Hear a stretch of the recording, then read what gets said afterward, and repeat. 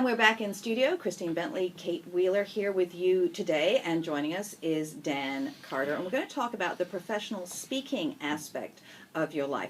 What is the annual Day of Hope and Leadership? Well,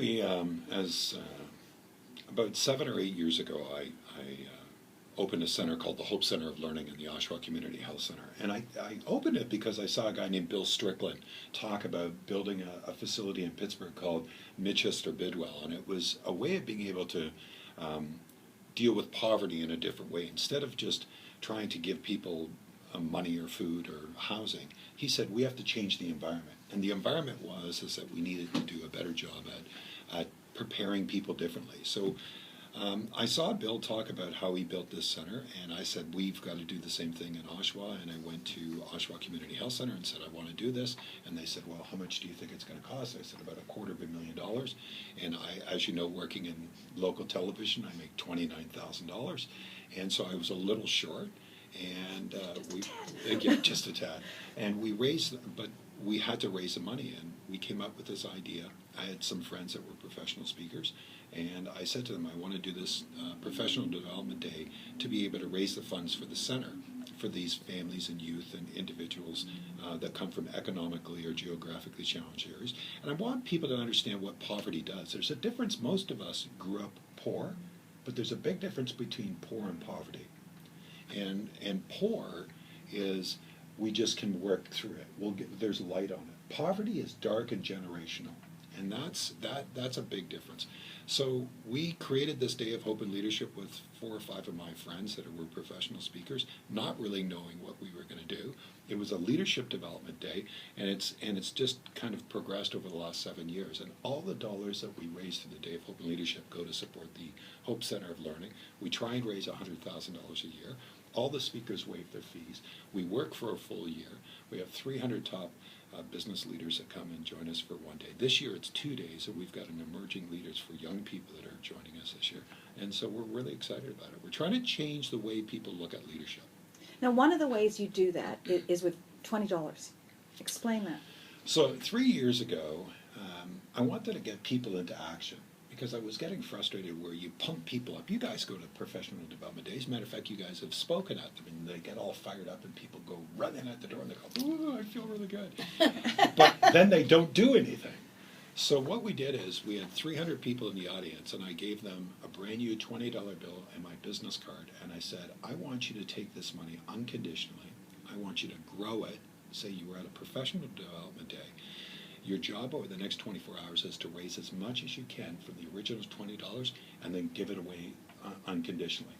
The first year we did it, we gave away $6,000, and we documented over $50,000 worth of giving in 24 hours. It was incredible. And the stories when they were sending them back, and people were saying, you know, I bought this homeless lady some flowers. And I mean, I was just crying because the generosity and the kindness of people was just incredible.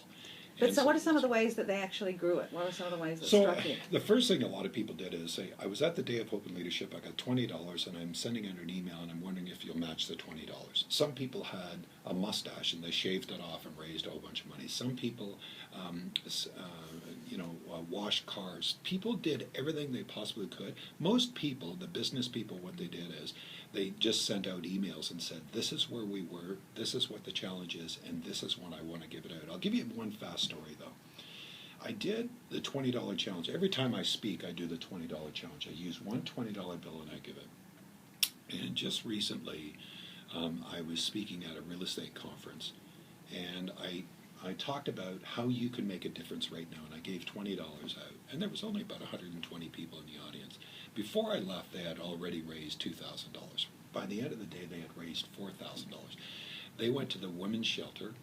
They picked 3 ladies that needed long-term accommodation, rented them an apartment, got first and last months for all 3 families, which mostly are children and women, and they were able to make sure that their cable and their hydro and their bell and their rent was paid for so that they could have a fresh start. One $20 bill changed 3 people's lives forever. That's incredible. It's a neat idea. I know. I have taken the $20 challenge. I didn't quite do as much as that, but it was doesn't good. matter, does it? Yeah. That's it. Sorry. Yeah, the other thing I just wanted to mention, because our listeners are from all over the country, Right. that after, if they cannot attend this, Yep. which is, what are the dates again, So Dan? we've got it this year, September 29th and 30th. 30th. So if they can't attend, there will be replays of some of these inspirational talks. Yes. And where can they go to hear those? So you can go to thedayofhopeandleadership.com. You can see about the Day of Open Leadership. You can learn about what we're doing. You can see the speakers. You can see the segments. You can hear the voices of people. This year, what we're going to do is we've got this Emerging Leaders Day where young people, 60 young people have been selected. And on the 29th of September, they'll come. We've paid all their expenses to be a part of this day. And they're going to take seed money and they're going to actually be able to create a leadership program that day to impact seniors, mental health, and youth that are living on the streets. Well, obviously, you've made a huge impact in your community. But what about the rest of the country? Is there a model that where they could contact you and implement that model in their community? Because it's really quite amazing what you've done.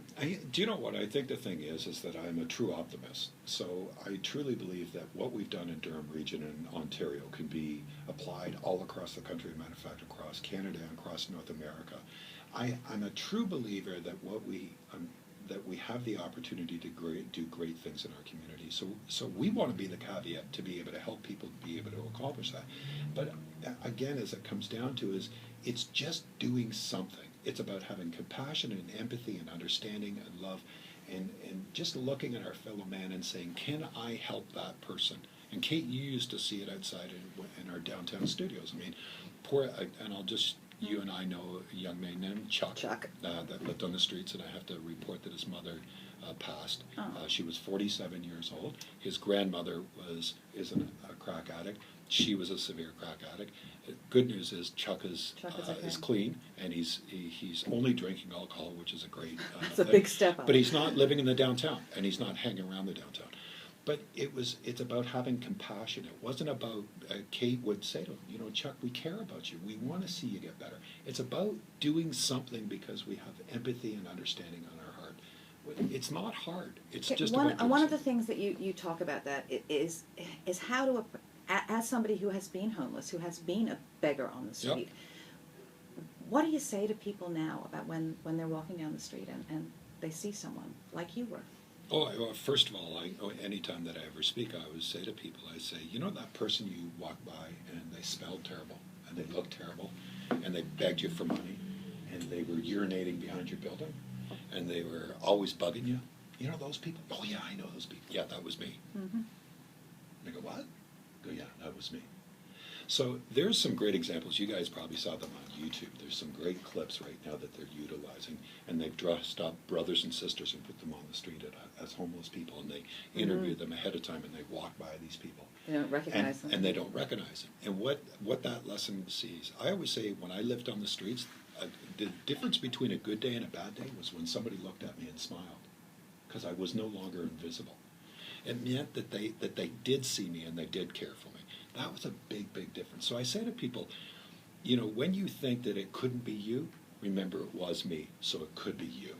Mm-hmm. So my question would be, though, they say that you really don't get better until you decide, like you did, that you want to get better. Yes.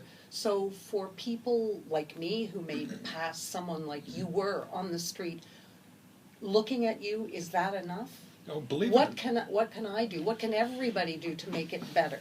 Believe it or not, To push you to the point where you say no. Believe it or not, it starts with small little things. It's about looking people in the face and smiling, or saying good morning. It's amazing because nobody talks to them. They go, and they kind of look around. And go, are you talking to me? So it's just about doing those things. I keep on saying that every one of us has a role, and that role may be just the role I need you to play. What I need to do is create an environment where these people have the opportunity, when they are ready, that we're ready for them. And that's part of my job. It's like when I deal with poverty in our communities. We create a new environment so we can break the cycle of poverty through our educational centers. Why? Because of the reason that I don't have the expertise as a healthcare worker or an educator.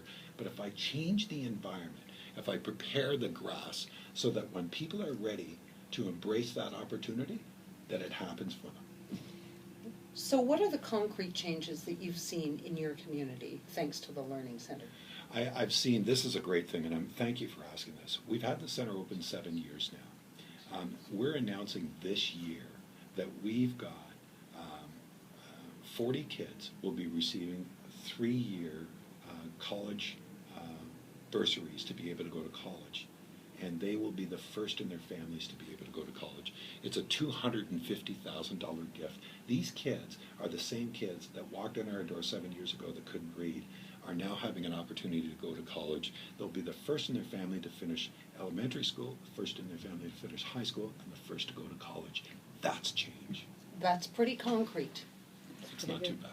Okay, we have to head into another break, Dan. We're going to hold you over because there's still two things I want to talk to you about. One is local politics, and the other is local news Okay. and the changes going on there. So stay with us. We will be right back here at What She Said on Canada Talks.